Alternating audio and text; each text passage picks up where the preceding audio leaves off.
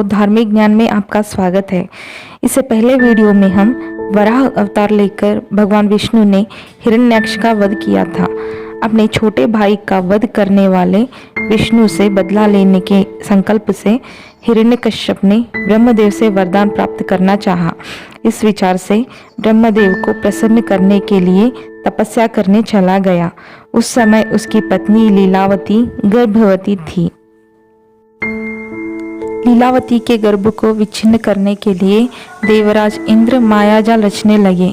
नारद मुनि इंद्रदेव को रोककर गर्भस्थ शिशु की हत्या करना बहुत बड़ा पाप है, यह समझाकर नारद मुनि लीलावती को अपने आश्रम लेकर गए।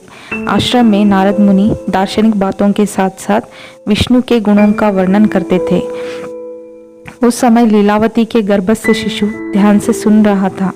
कुछ दिन बाद लीलावती ने एक पुत्र को जन्म दिया। हिरण्यकश्यप ने घोर तपस्या करके ब्रह्मदेव को प्रसन्न कर उनसे वर मांगने लगा कि उसकी मृत्यु पृथ्वी या आकाश, दिन या रात, घर या बाहर, पशु या मानव, देवता या किसी अन्य प्राणी के द्वारा न हो, साथ ही सृष्टि के किसी जीवधारी के द्वारा उसकी मृत्यु न हो।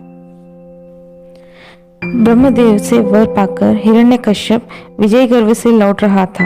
रास्ते में नारद मुनि से सारा वृत्तांत सुनकर आश्रम पहुंचा और अपने पुत्र का नाम प्रहलाद रखा।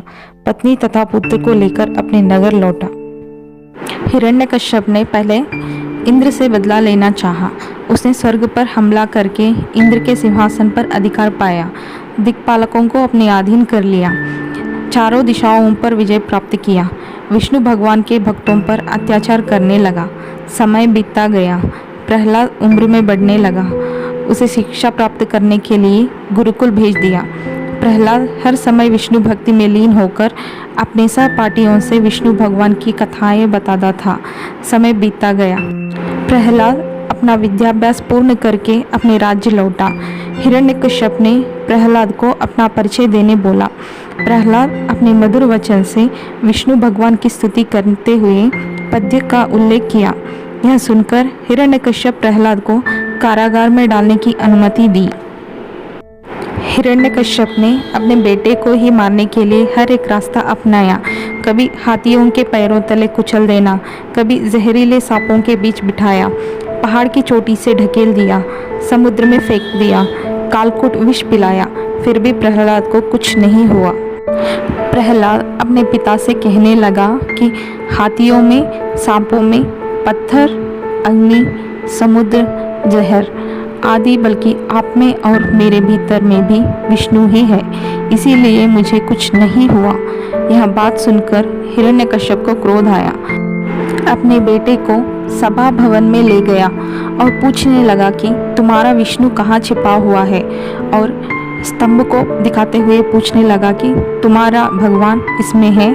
प्रहलाद ने जवाब दिया कि वे सर्वत्र है। तभी हिरण्यकश्यप स्तंभ पर गदा से प्रहार किया। उसके अंदर से सिंह का सर, मानव का धड़, हाथों में सिंह के नाखून से एक भयंकर प्राणी यानी नृसिंह अवतार लेकर विष्णु प्रकट हुए। हिरण्यकश्यप नृसिंह अवतार से लड़ने लगा। फिर नृसिंह उसे पकड़कर सभा भवन द्वार तक ले गए। द्वार के बीच संध्या समय में आकाश पृथ्वी से भिन्न अपनी पैरों पर रखकर अस्त्र शस्त्र से परे अपने नाखूनों से ब्रह्मदेव से प्राप्त वरदानों से भिन्न हिरण्यकश्यप को पेट फाड़कर मार डाला।